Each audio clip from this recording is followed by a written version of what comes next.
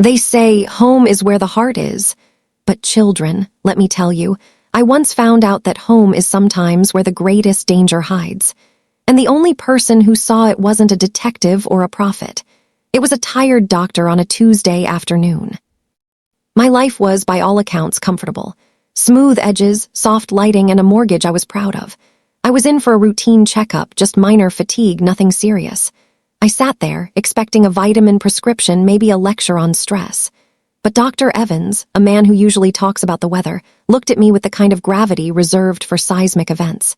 He didn't speak. He just tore a piece of paper off his pad, folded it once, and pressed it into my hand.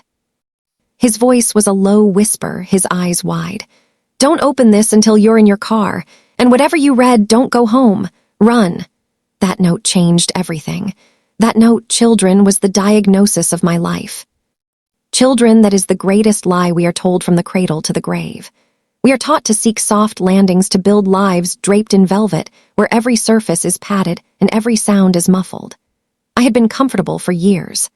My house was a sanctuary, a quiet perfection filled with the scent of beeswax and old books. It was a place of soft lighting and plush rugs, a smooth, easy life, where nothing rattled the nerves and nothing demanded a sudden change. That house, that lovely, picture-perfect home, had lulled me into a spiritual sleep. It was warm and familiar, but it was a carefully constructed cage. Comfort sugar is a state of being where all needs are met with minimal effort, and that lack of effort makes you lazy. It makes you overlook the small cracks in the foundation, the subtle shifts in the wind, the truth that whispers too softly to be heard over the hum of the air conditioning. I overlooked the unusual late-night calls my husband answered in the garage or the basement. I ignored the papers he was always too quick to hide when I walked into the study. I accepted the sudden tension in the air like it was just the weather changing. My heart and my mind were wrapped up in that cozy blanket of comfort, and that blanket was suffocating the part of me that knew danger was lurking in the shadows. Safety is an active vigilance. It is a state of being where your eyes are wide open, your ears are strained for the quietest tremor, and your spirit is ready to leap at a moment's notice. Comfort makes you passive, but safety demands action. I thought because I had expensive locks on the doors and a reliable car in the driveway, I was safe. I was confusing material ease with existential security, and that is a fatal error many fine people make every single day. They think because they have a routine, a pension, a respectable name, they are untouchable, but the deepest dangers are always internal, they are always domestic, they are always masked in the familiar. The doctor's note jolted me out of that gilded trap. It was a violent slap to the face of my comfortable illusion. He wasn't telling me my health was compromised, he was telling me my reality was compromised. The physical fatigue I felt was not from overwork, it was from the constant low-grade stress of living, inside a lie, a stress I was too comfortable to examine. My body knew the house was toxic long before my brain was willing to admit the truth about the man who shared my bed. Comfort is the enemy of truth because truth is often harsh and demanding. Truth forces you to leave the warm hearth and step out into the cold rain. That is what the doctor's note demanded. It commanded me to abandon my comfort immediately to feel the sharp edge of fear and the raw exposure of the unknown. That fear, that exposure, that vulnerability was my first taste of real safety because it was the beginning of my awareness. You cannot fix a problem you refuse to see, and comfort is a wonderful anesthetic for the eyes. I think of the miner who refuses to check the air quality because the lantern is working perfectly and the tunnel is nice and dry. He is comfortable, but he is breathing in methane. His comfort will kill him. I was that miner, children, trusting the smooth surface of my life while the air around me was turning poisonous. That note was the warning flare, the desperate signal saying the air is thin me. Get out now before you fall asleep forever. This confusion between comfort and safety is rooted in our culture's desire for ease. We chase things that feel good, not things that are good. A comfortable job is one that doesn't challenge you, but a safe job is one that keeps you skilled and prepared for the next storm. A comfortable friendship is one that always agrees with you, but a safe friendship is one that tells you the hard truths you need to hear. My marriage was comfortable. It ran like a well-oiled machine on the surface, but underneath it was corroded by secrets and debt. To find real safety, you must be willing to dismantle your own sense of comfort. You must seek out the discomfort of honesty, the sharp edges of confrontation, the grinding anxiety of making a change. When I drove past my exit that night, every instinct screamed at me to turn back because familiarity is a powerful drug, and I was detoxing cold turkey. The highway felt strange and menacing, but that strangeness, that menace, was an honest reflection of my new reality. The house felt warm and safe, but that warmth was a lie, a shroud of false security. Real safety is self-knowledge, children, and self-knowledge is gained through pain, not pleasure. It is a shield forged in the fire of crisis. I learned more about myself and the man I married in those few hours driving away than I had in 20 years of comfortable dinners and quiet vacations. The shock of being displaced, the absolute requirement to act decisively, revealed a strength in me that the comfortable life had kept dormant. Comfort breeds weakness, but necessity breeds power. I had to reject the idea that my life was defined by my possessions or my address. My comfort was tied to those external things, but my safety was always an internal resource. The doctor's note stripped away the external comforts, instantly showing me that my true asset was my ability to obey my deepest instinct. That is the safety you can never lose, no matter what the market does or what betrayal blindsides you. Your true safety lies in your spiritual readiness to abandon everything that is holding you hostage. So I urge you, darlings, look around your life right now. Where are you choosing ease over truth? Where are you choosing quiet complacency over loud necessary vigilance? Is your marriage too quiet? Is your career too soft? Is your routine too predictable? These are not signs of stability, they are often signs of stagnation. You must audit your life for comfort and replace it with courageous engagement. You must sacrifice your current soft feeling for your future secure standing. The journey to safety is paved with the rejection of every soft promise you were ever given. It requires you to be uncomfortable for a season, maybe even for a lifetime. But that discomfort, that constant striving, that willingness to run when the note tells you to run, that is the true definition of a protected life. Never confuse the velvet cage with the open sky. Choose the sky even if it means flying in a thunderstorm. I drove past my exit, heart pounding, listening to the voice that demanded I run. This leads to the second point, a hard truth. Dr. Evans, my inner doctor, my intuition, was telling me to reject the familiar road. Think about it. When is the last time your greatest opportunity was waiting for you in your routine? Never. It's waiting just outside the borders of what you know. I kept driving until I reached the safe harbor of my sister's small apartment.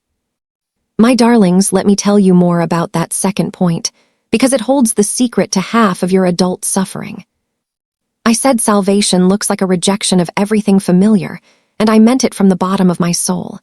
Think about that word, familiar. It smells like old laundry dried on a clothesline. It feels like a worn-out blanket that you keep even though it has holes. It is comfortable, and it is known, and that familiarity, that gentle hum of the everyday, is often the very thing that is slowly killing your spirit. That night, driving away from my house, I was fighting a war against familiarity. Every cell in my body wanted to turn the wheel, go back up the driveway, and unlock the door with the key I carried for 20 years. The familiar voice said, "This is yours, me. This is what you earned. You can't just abandon it." But my deep inner voice, the one Dr. Evans was echoing, said, "This familiar road is leading you right off a cliff." The familiar road feels safe because you can close your eyes and still know every bump, every shadow, every turn. But that knowledge is a lie. That familiarity blinds you to the new dangers, the slow rot, the creeping poison that has taken root right under your nose. True salvation, true healing, doesn't wait for you on the front porch with a cup of lemonade. It stands miles down a dusty, unfamiliar highway holding a sign that says, "Turn here for hard work and freedom." The rejection of the familiar is an act of spiritual violence against your own past self. It is tearing off that old comfortable coat that is stained and too small, but feels so cozy. The first blast of cold air, the shock of the unknown, that is the price of the ticket. You are asking your life to be different, and life says fine, but you have to walk a path you haven't walked before. The path you know is full of potholes and regrets, but at least you know where to step. The path of salvation is dark and winding, and you don't know if there is a lion or a loaf of bread waiting at the end. But it's the only one that leads to light. I think of my neighbor, Mrs. Henderson, who stayed in a miserable marriage for 50 years. Why did she stay? Because the misery was familiar. She knew the exact cadence of his shouting. She knew how to fold herself small so as not to be seen. The idea of waking up alone in a quiet apartment where she could drink her coffee in peace was terrifyingly unfamiliar. The known hell felt safer than the unknown heaven. That is the gravity of familiarity, children. It is a powerful undertow pulling you back to the shore where you know the water is poisoned. You must fight that gravitational pull with every ounce of your will. You must decide that your peace, your future, your dignity is worth the terror of the unfamiliar. Salvation isn't always a grand rescue with trumpets and angels. Often it is just a quiet escape in a dusty old car past the exit sign. It is the simple, determined act of putting one foot in front of the other on a road you haven't mapped. Think of the pioneers crossing the mountains. They had to reject the soft, green valleys they knew for the impossible, jagged peaks of the new territory. Their salvation, their new life, their destiny was hidden on the far side of that rejection. If they had clung to the familiar land, they would have starved out. The rejection is a necessary clearing of the ground. Before you can build your new foundation, you have to tear down the old cracked walls that were built on lies. That house, that life, those expectations, they were all familiar, they were all comfortable. They were also utterly false. Rejecting them felt like losing everything at first, but what I was actually losing was a heavy, heavy chain. I was rejecting the illusion that had kept me bound. And the world will try to shame you for running. Your friends, your family, even strangers, they will whisper, why did she just leave? Why couldn't she fix it? They want you to stay because your familiar misery validates their own comfortable misery. Your rebellion, your runaway freedom is a spotlight shining on their own cowardice. They don't want you to find salvation, because if you can do it, then they have no excuse for staying trapped. So you must brace yourself for the judgment. You must wear that judgment like a badge of honor, because it means you are moving and they are stagnant. I had to reject the familiar version of myself too. The me who was quiet and compliant and overlooked. The me who always assumed her husband was competent and honest. That version of myself was familiar to me, but she was also a fool, a lovely, trusting fool who was walking blindfolded into a ditch. The only way to save the real me was to violently throw away the familiar old me. I had to become unfamiliar to myself to become whole. This is a painful metamorphosis, like a butterfly ripping itself from the chrysalis. It is ugly and messy and terrifying, but on the other side there are wings. The great trick of life is that the very things that give you comfort are also the things that prevent your growth. A tiny shoe is comfortable until you try to run a marathon in it. The familiar is like that tiny shoe. It fits you today, but it will cripple you tomorrow if you don't trade it in for something better, something that allows you to stretch and move and fly. The doctor's note was just the permission slip I needed to kick off that comfortable shoe and feel the sharp pebbles of the unfamiliar path beneath my feet. And those sharp pebbles, they wake you up. They make you pay attention. The act of running, the sheer velocity of the rejection, it throws you into a state of hyper-awareness. You suddenly see the truth clearly because the filter of familiarity has been shattered. I could see the lawyer's face, the way the moonlight hit the papers, the cold, hard facts that my mind had been too cozy to admit before. Familiarity is a mental fog, a warm, pleasant mist that keeps you from seeing the edges of the road. Rejection is the sudden blast of cold rain that clears your vision. So when your gut tells you this is wrong, but your brain says, but I know this wrong, that is the moment of choice. Are you going to choose the comfortable lie or the terrifying truth? Are you going to choose the familiar cage or the unfamiliar open sky? Salvation demands that you choose the latter every single time. It demands that you walk away from the known source of food and risk starvation in the wilderness, because the food you were eating was actually sawdust. The familiar will always promise you certainty. It says, stay here and I guarantee tomorrow will be exactly like today. But salvation promises you possibility. It says, come with me and I guarantee tomorrow will be different and you will be stronger. Certainty is a dead end, children. Possibility is a long road with sunlight at the end. You must choose the long road, even if it means driving past your own front door and watching it shrink in your rearview mirror. The rejection isn't just about the thing you leave. It's about the space you create. When you reject the familiar, you create a vacuum in your life. Nature abhors a vacuum, children, and new things rush in to fill that empty space. New insights, new people, new opportunities, new dignity. If I had gone home that night, I would have filled that space with anxiety and regret, and the familiar chaos I was used to. By running, I left that space open for my sister's kindness, for the lawyer's help, for the quiet strength I didn't know I had. That space became my shelter. So the message is clear. When you feel that nudge, that gentle pressure, that terrible fear telling you to do something radically different, radically uncomfortable, radically unknown, you listen. That is the hand of salvation reaching out of the strange and the unfamiliar to pull you up out of the sinking sand of the known. The known world is sinking, the unknown world is rising. You must let go of the familiar boat and swim toward the rising tide. The price of admission is your comfort, the reward is your entire life. Do not hesitate, do not look back, run. This is the hardest lesson to learn in life, because the devil doesn't come dressed in horns, he comes dressed in your favorite flannel pajamas. He whispers, just stay another day. It's not so bad. At least you know what to expect. That familiar whisper is the most dangerous sound you will ever hear. You have to shout over it, you have to drive past it, you have to reject that comfortable lie with every fiber of your being. Embrace the uncomfortable, the strange, the new road that nobody knows about. Because that's where you find the truth that truly sets you free. That's where your real home waits for you, a home you built yourself, not one someone else designed to trap you. Go find your unfamiliar way. Amen. Now, children, we come to the part of the journey where the real battle begins. You have successfully rejected comfort, and you have chosen the unfamiliar path. But the enemy, the thing that wants you to return to the gilded cage, it never gives up. It has one last weapon, one tool, so insidious, so close to your own voice that you mistake it for wisdom itself. This is the third key point, a vital shield for your spirit. Now listen closely, darlings, because doubt is not honest skepticism. It is not careful consideration. It is paralysis dressed up in a tweed jacket and reading glasses. It is the sophisticated argument against your own survival. Doubt is hesitation, and hesitation is what lets the trap door snap shut right under your escape route. That night driving, I felt the fierce pull of that chain. It wrapped around my neck, tightening with every mile I drove away from the warmth of my familiar street. The doubt started small, like a little tickle in the back of my mind. What if the doctor is just overworked me? What if this is a prank? What if you are the one who is crazy? See how sly it is. It doesn't attack the note or the fear, it attacks your judgment, your sanity, your very right to be afraid. It whispers you are overreacting. You always make mountains out of molehills. Go back and apologize for this foolish panic.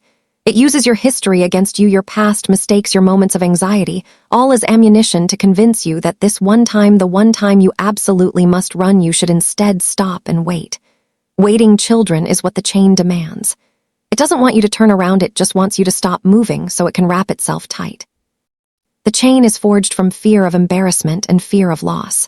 I thought, what will I tell the neighbors? What if I look foolish returning tomorrow with a lawyer when nothing happened? That fear of looking foolish, that fear of social disapproval, is one of the strongest links in the devil's chain. It keeps good people doing stupid things for fear of being judged for doing the right thing. You must decide right now whether you prefer peace or public opinion, because you rarely get to keep both.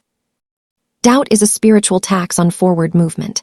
Every minute I spent questioning the note, every hypothetical I ran through my mind, every time I glanced at the speedometer and slowed down, I was paying that tax.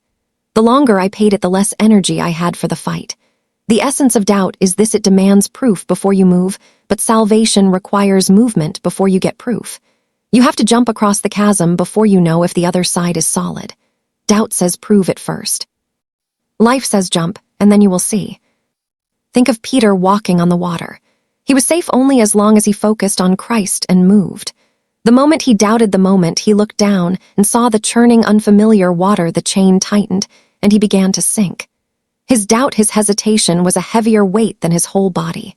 You must keep your eyes on the salvation you are running toward, not the danger you are running from. Looking back only feeds the doubt. Doubt has a terrible sibling called rationalization. Rationalization is when you use logic to justify your cowardice. My mind was offering me a banquet of excuses. It's a beautiful home, me. You can't afford to leave. It's almost paid off. You have history there. You have memories. Rationalization is the cozy argument that makes staying seem brave and leaving seem selfish or irrational. It takes the sharp truth and grinds it into a soft powder you can swallow easily. You have to spit out that powder, children. You have to prefer the bitter pill of reality. The chain of doubt is often the voice of other people you have internalized. Maybe your mother always told you not to cause trouble. Maybe your old boss taught you to always follow the rules even when the rules are broken. When you try to run, those old voices rise up inside you saying, "Who do you think you are to disrupt things?" You are not just fighting your own fear, you are fighting a whole lifetime of conditioning designed to keep you small and compliant and static. You must declare independence from every voice that tells you your survival is an overreaction. The devil doesn't need to put a physical lock on your door, he just needs you to hesitate on the doorstep. Hesitation is the moment he slips the loop over your mind. He knows that if you stop for 5 minutes to verify the note, to call a friend, to check the lock, you will find 100 reasons not to run 100 tiny arguments that sound reasonable enough to paralyze you. The power of the note was its sheer immediacy, its absolute demand for now. Doubt works by deferral. It says, do it tomorrow. Sleep on it, wait until morning, but tomorrow is often too late. That night I realized that the only way to break that chain was to act before the doubt fully formed its counterargument. I had to choose the action first, the emotional reaction later. The act of turning the car away from the familiar exit was a physical declaration, a snap of the chain. It was my body saying, I don't know why I am doing this, but I am doing it anyway.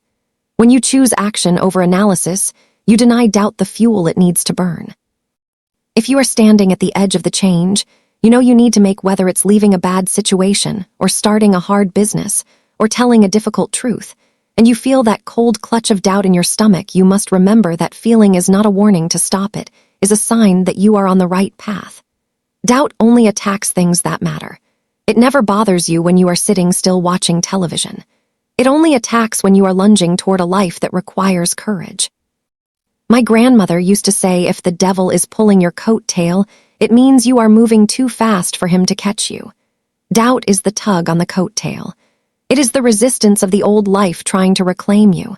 You must pull harder, you must move faster, you must run so fast that the sound of the doubt is just a faint echo behind you. You must become a blur of righteous movement. The ultimate betrayal of doubt is that it promises you safety if you stop, but it delivers certain ruin. It promises peace if you stay, but it delivers a war fought inside your own mind every single day for the rest of your life. The temporary terror of running is finite, it has an end point, but the quiet, insidious terror of staying and doubting that is infinite. It never stops eating away at your soul. I had to choose, children. I had to choose between believing the man who shared my life for 20 years and believing a scribbled note from a doctor who seemed terrified. Every sensible bone in my body argued for the man, for the history, for the comfort. But the spiritual core of me, the part that had been starved for years, knew the truth. Doubt was the last trick, the final barrier. And when I chose to ignore it, when I chose the fear of the note over the lie of the familiar, the chain broke and the floodgates of clarity opened. I was free to find out the truth, a truth that truly saved my life. You must choose to trust the fear that spurs you to action over the logic that coerces you into inaction. That trust is the key. That trust is the weapon. Snap the chain, children, snap the chain and run. I called an old friend, a lawyer. We spent the night digging, pulling on threads I had ignored for years. And then the darkness was revealed. I discovered why. The why wasn't a shadow or a monster. It was a sophisticated, quiet betrayal. While I was comfortable, my husband had plunged us deep into debt, using the house as collateral for a ruinous business venture he kept secret. That very night, a legal deadline was passing, a deadline that would see the house seized and my name dragged through court. The house wasn't a home anymore. It was an active crime scene. The diagnosis was not physical, but financial, legal, and relational. This painful realization is my fourth point. My darlings, let me tell you about the most beautiful, horrifying moment of clarity I ever experienced. It was the moment I understood key point 4, truly understood it deep in my bones. I called the lawyer. I spent hours on the phone listening to him sift through 20 years of paper dust and misplaced trust. The darkness was revealed. It was not a sudden monster, children. It was a slow erosion, a quiet betrayal that had been happening right under my comfortable blanket. The house wasn't just debt, it was a legal pitfall. That night, that very specific hour was a trapdoor moment, a time when my physical presence would have legally cemented my complicity, my shared guilt, in my husband's ruinous secret business deals. If I had walked through that front door, if I had simply sat down for my warm tea, I would have been trapped for good. I would have been named in the lawsuits, I would have been entangled in the lies, I would have been legally bound to the downfall he had so carefully constructed. The house wasn't a home anymore, it was an active crime scene, and the doctor's note was an urgent evacuation order. The trap I ran from was the idea of my life, the smooth surface of my marriage, the security of my address. But the salvation I ran into was the fierce, cold truth that my life was already forfeit. By running from the house, I was running toward the only thing that could save me, which was the hard, cold, factual reality of his deceit. The house was a trap of comfort, but the note was a trap of fear. You see how the universe works in paradoxes. The fear was the tool that forced me into the truth. Think about a hunter's snare, my loves. The snare is made to look like a familiar path, a quick, easy route, but it snaps shut when you step on the trigger. My life was that easy path, that comfortable routine. The doctor's note was the sound of the trigger being pulled, but it was pulled before I stepped fully onto the snare. I was running from the sound of the snap, but that sound was a warning, a saving grace. The truth, children, is that most people live their lives running into the trap. They run into the trap of denial, they run into the trap of wishful thinking, they run into the trap of believing things will simply get better without any effort or change. They confuse the easy way with the safe way, and the easy way is always a trap. My running was a declaration of innocence, a legal severance from the toxic reality he had woven. My physical absence at the moment the legal papers were finalized was not trivial, it was everything. It meant I could stand outside the ruined foundation and tell the truth without being weighed down by the debris. I was running from the appearance of safety, which preserved my actual safety. That is the great divine twist of fate. The escape itself becomes the alibi. The flight becomes the proof of non-complicity. The trap you run from often requires a total surrender of the illusion. I had to let go of the beautiful house, the comfortable neighborhood, the respected status. I had to let go of the whole narrative I had built my life around. That letting go was the price of salvation. You cannot carry the trap with you and expect to be free. You must drop the gilded cage, even if it means stepping out naked and afraid into the harsh light of a new day. The truth that saved me was terrible. It was the crushing realization that my partner, my anchor, my supposed protector, was a secret liar, a gambler, a man who had sacrificed our future for his ego. That truth was horrifying.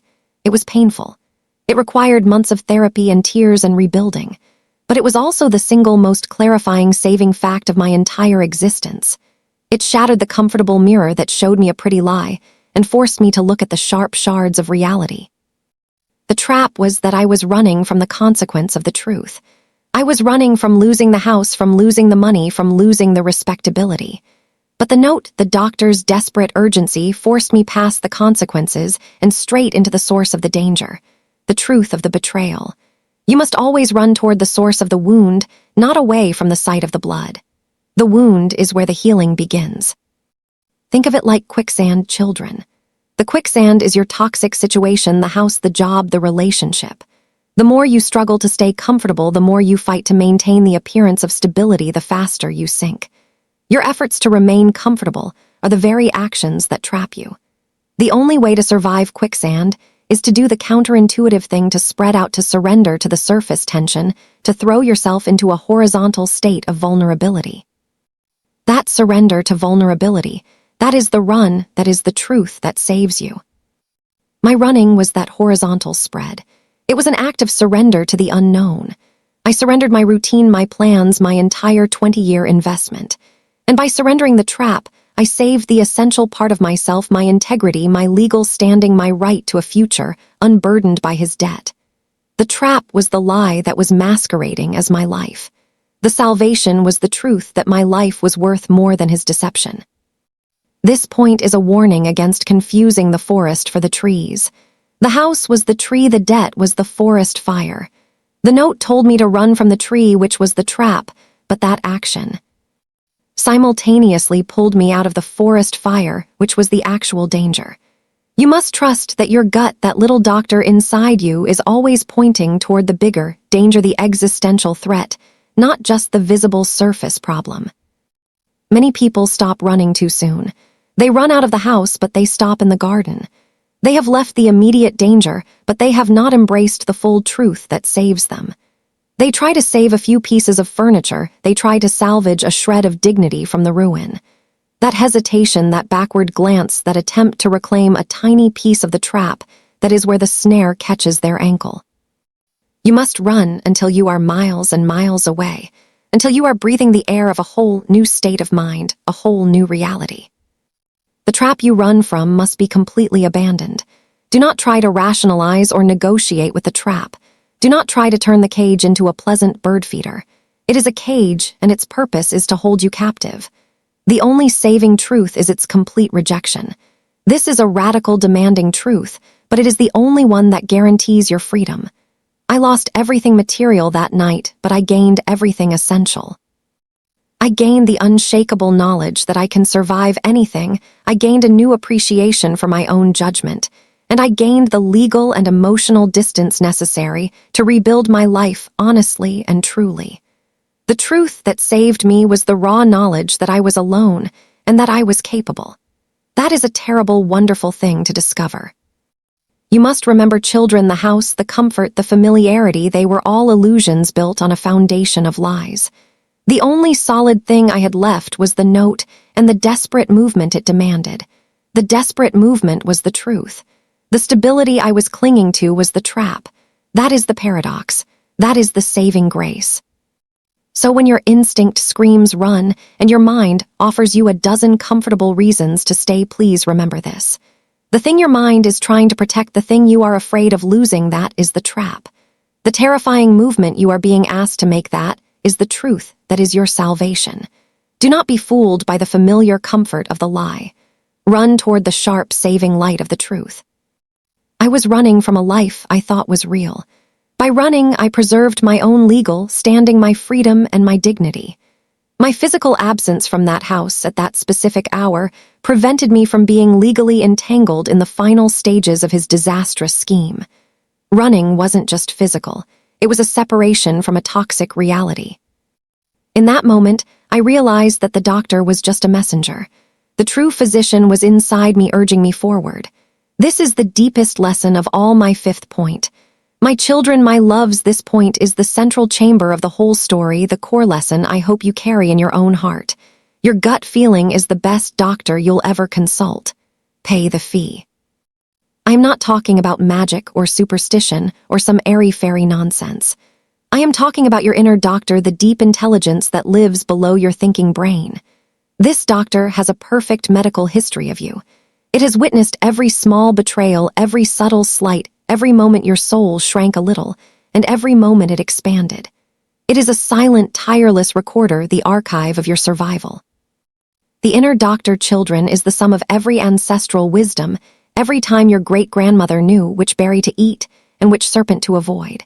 It is your subconscious supercomputer, processing 1,000,000 data points per second. Your conscious mind sees the smooth surface of the water, the polite smile, the balanced ledger. But your inner doctor sees the ripples beneath the surface, the coldness in the eyes, the tiny missing numbers that don't add up. It diagnoses the cancer of a lie long before the tumor shows on the surface. When I drove away that night, I was obeying the diagnosis the inner doctor had been whispering for years. It had been sending me little notes of its own long before the physical one arrived. It showed up as chronic fatigue that no amount of sleep could fix. It showed up as a dull, persistent ache in my chest that had no physical cause. It showed up as sudden, inexplicable anxiety attacks when my husband was being extra charming. These physical symptoms, children, were the doctor's urgent warnings, the charts and graphs of my spiritual decay. I was too busy being comfortable to read the lab results. We are taught to worship the external doctor, the one in the white coat who demands proof and requires tests. But the inner doctor requires only one thing of you, and that is obedience. That is the fee. The price of consultation is simple, but it is terrifyingly high. It is the willingness to act immediately and radically based only on a feeling, a chill, a sudden tightening in the solar plexus. You have to pay the fee of obedience without proof, without hesitation, without asking for a second opinion from your doubting brain. Your brain, your analytical mind, is a brilliant tool for spreadsheets and tax returns, but it is a terrible doctor for your emotional survival. The brain is obsessed with logic and evidence and social acceptability. It will always argue you back into the comfortable trap because staying is logical and running is utterly irrational. The brain says you can't prove he is lying. You have no concrete evidence. What will people say? But the inner doctor speaks in the language of the body. It says tension. Flight, danger, run. The inner doctor is not always polite. It doesn't wait for you to finish your cup of tea or your mortgage payment. It is ruthless in its clarity because its only concern is your survival. When the diagnosis is severe like mine, it demands an emergency operation. That sudden terrifying note in the car, that was the doctor's scalpel cutting me free from the poisoned limb of my life. The great danger we face is spiritual deafness. We spend our lives drowning out the doctor's voice with noise, with television, with work, with drinking, with shopping, with constant activity. We treat the symptoms with comfort when we should be listening to the diagnosis with quiet reverence. If you feel a sudden knot in your stomach when you are about to sign a contract, or shake someone's hand, or say yes to a commitment, that knot is not indigestion, children. That is the inner doctor's emergency broadcast signal. It is telling you to abort the mission. You must learn to read the charts, the subtle symptoms your body presents. That little shudder when someone compliments you, that slight tremor in your hand when you open a certain email, that inexplicable need to leave a room that is too quiet. These are the readouts of your internal health. If you feel a profound sense of peace or expansion when you meet a new person or start a new project, that is the doctor giving you a green light, a certificate of health. If you feel a shrinking or a tightening, a cold dread, that is the red alert. I spent 20 years ignoring the little red alerts. The fatigue, the insomnia, the growing feeling that I was an actress in my own life. I used my conscious mind to rationalize them away. It's just stress me. You're getting older. You need a vacation. I was self-medicating the symptoms instead of trusting the diagnosis. The physical note from the doctor was simply the universe confirming what my body had been screaming at my soul for years.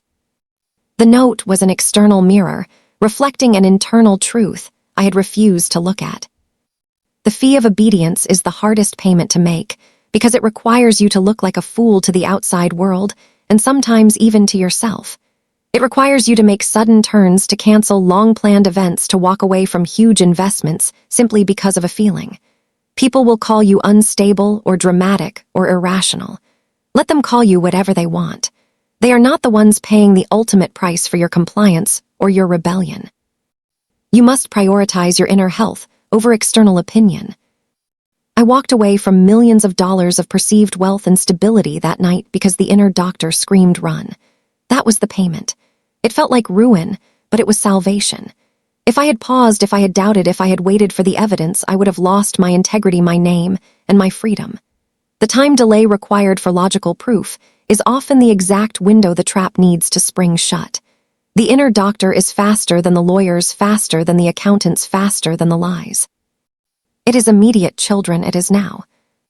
So how do you sharpen this skill? How do you train the doctor to speak more clearly? You practice small acts of obedience every day. You follow the small nudges. If you feel a sudden urge to call an old friend, you call them. If you feel a resistance to accepting a new committee assignment, you say no even if it feels rude. Every time you obey the small voice, you strengthen the spiritual muscle that allows you to obey the large voice when your life depends on it. You cut out the noise, the constant distractions, the things that numb you. You seek silence and solitude, because the inner doctor speaks only in the quiet spaces. The truth is, children, the doctor is always in. The office never closes. The sign is always on. You are just too busy to walk through the door. Stop asking your brain what to do and start asking your gut how it feels. The question is not, is this logical? The question is, does this feel like truth or does it feel like tightening? The answer will be immediate. The answer will be final. Trust the doctor, pay the fee, and run when the voice tells you to run. You will never regret the action born of deep instinct only the inaction born of overthinking. I lost the house, but I gained my life back. And now I look at all of you, my beautiful, brilliant children, and I deliver my final, most crucial point. I have lost the house, children, and I have gained my life back. And now I look at all of you, my beautiful, brilliant, hopeful children, and I deliver my final, most crucial point, a truth you must tattoo on your hearts and your souls. It is the destination of every lesson I have told you. It is the meaning of the doctor's note and the purpose of the run. This is the truth that separates the saved from the stagnant, the free from the fooled. Listen to me now, listen with your deepest self. That house, that beautiful deception, that comfortable cage was not my home. It was a shelter for a lie, a warm cover for a slow, painful death. I thought home was four walls, a sturdy roof, and a street address, but I was terribly, dangerously wrong. Home is not a place you pay taxes on sugar. Home is an internal silence, a state of being where you are unburdened and truly seen by yourself. Home is where your soul can finally rest. Anything that steals that rest, that silence, that unburdened feeling, whatever it is, wherever it is a prison masquerading as a paradise. You must run, children, run from anything that steals your peace and calls it home. The lie is subtle, it is sophisticated, it comes wearing a suit and carrying a title or a wedding ring or a family name. It tells you this is what stability looks like. This is what success demands. This is the price of belonging. And you look at the price tag, and it seems reasonable enough, a little bit of stress, a few nights of lost sleep, a small compromise on your dignity. But that little bit of stress, that stolen sleep, that compromised dignity, those are the real estate agents of the devil, children, and they are showing you to your cell, not your sanctuary. Let's talk about the thief, the thing that steals your peace. It often appears as your career, that shining golden idol you worship with your best hours and your best efforts. If a job costs you your sleep, run. If that corner office, that big salary, that coveted title demands that you sacrifice your nights, your health, your moral center, if you wake up every morning with a cold dread because you have to put on the mask and perform a role that is not you, then that job is not success, my darlings. It is spiritual bankruptcy with a bonus check. It is a very expensive form of homelessness. You trade your minutes, your beautiful finite time, for pieces of paper and digital numbers, and you convince yourself this exchange is worthwhile because of the promise of future peace.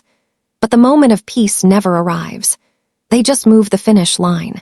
They just demand more sleep, more dignity, more compromise. You are running on a treadmill that promises freedom at the end, but the only thing waiting is exhaustion.